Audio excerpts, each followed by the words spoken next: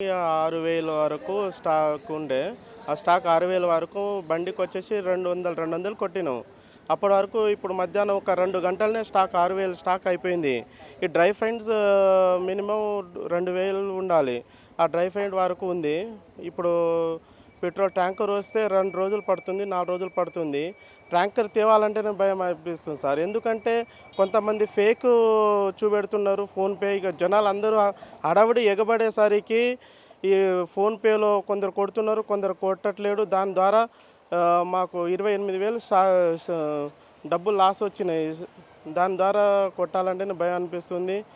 Tanker తెప్పియాలంటేనే వణుకు పుడుతుంది sir. అంటే మీకు ఒక్కటేసారి చాలా మంది జనాలు ఎగబాటు చేయడం వల్ల ఇట్లా ఇబ్బందులు ఎదురుతున్నాయా? మరి సిబ్బంది సరిగా చూసుకోవడం ఎట్లా ప్రాబ్లం? అయితే ఒక సైడ్ వచ్చేసి ఒక బాటిలోళ్ళు ఒక సైడ్ వచ్చున్నారు. మళ్ళీ ఈ ట్రాక్టరోళ్ళు, డీజిలోళ్ళు, పెట్రోలోళ్ళు అందరూ ఒక్కసారి ఎగబడేసరికి ఎవరు ఏం ఫోన్‌పే కొడుతున్నారో, ఫేక్ చూపెడుతున్నారో ఏం అర్థం కావట్లేదు. కొంత నకిలీ అమౌంట్ కూడా వస్తుంది. దాని ద్వారా మేము చూసుకోలేకపోతున్నాం. మేము చేసేదే 400, 500 పనికి మాకు 5,000, 6,000 వస్తుంటే మాకు ఇప్పటికే మాకు 8,000 మనిషికి 8,000 వచ్చినాయి. ఈ నష్టం వచ్చింది. ఈ నష్టం ద్వారా మేము చేయాలంటేనే భయం అనిపిస్తుంది సార్. అంటే మరి ఏం చెప్తావు పెట్రోల్ కొట్టుకొని వచ్చే వాహనదారులకు ఏం మెసేజ్ చెప్పదలుచు?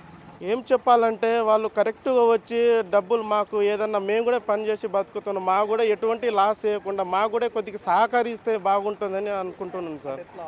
అయితే క్యూ పద్ధతి